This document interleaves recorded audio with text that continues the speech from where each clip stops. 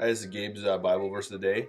Another account of creation, Genesis 1:26 through 30. In the day that the Lord God made the earth and the heavens, when no plant of the field was yet in the earth, and no herb of the field yet sprung up, for the Lord God had not caused it to rain upon the earth, and there was no one to till the ground, but a stream would rise from the earth and water the whole face of the ground. Then the Lord God formed man from the dust of the ground, and the breathed into his nostrils the breath of life. And the man became a living being. And the Lord God planted a garden in Eden, in the east, and there he put the man whom he had formed. Out of the ground the Lord God made to grow every tree that it pleased to the sight and good for food. The tree of life also in the midst of the garden, and the tree of knowledge of good and evil.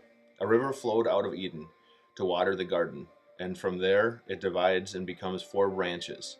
The name of the first is Pishon. It is the one that flows around the whole land of the Havel, where there is God, and the gold of that land is God. Belladum and onyx stone are there. The name of the second river is Gihon.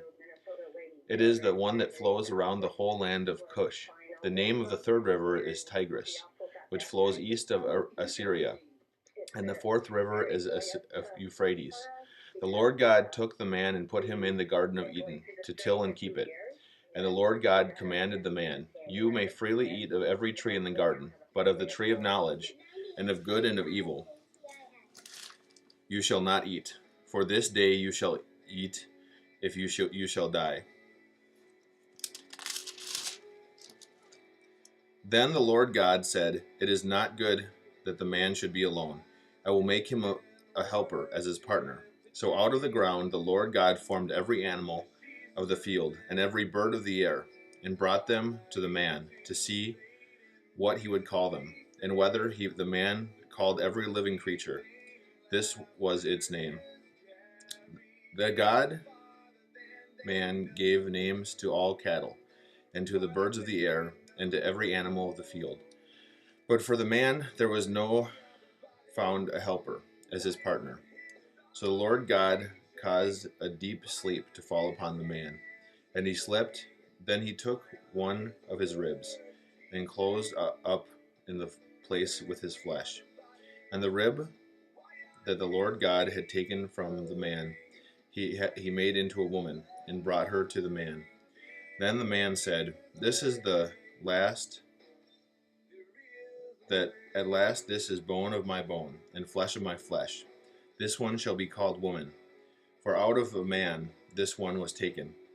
Therefore a man leaves his father and his mother, and clings to his wife, and they become one flesh. And the man and his wife are both naked, and were not ashamed. Now the serpent was more crafty than any other animal that the Lord God had made. He said to the woman, "Did God say, 'You shall not eat from any tree in the garden'?" The woman said to the serpent, "We may eat of the fruit of the tree in the garden, but God said, 'You shall not eat of the fruit of the tree that is in the middle of the garden, nor shall you touch it, or you shall die.' But the serpent said to the woman, 'You will not die, for God knows that when you eat of it, your eyes will be opened, and you will be like God, knowing good and evil.' So when the woman saw that the tree was good for food, and that it was a delight to the eyes, and that the tree was to be desired, or to make one wise, she took of its fruit, and ate. She also gave to her husband, who was with her, and he ate. Then the eyes of both were opened, and they knew they were naked, and they sewed fig leaves together, and made loincloths for themselves, because they were scared to be naked. They heard the sound of the Lord God walking in the garden at the time of the evening breeze. And the man and his wife hid themselves for the presence of the Lord God among the trees of the garden. But the Lord God called to the man, "And the sound of you in the garden, and I was afraid, because I was naked, and I hid myself." He said, "Who told you you were naked?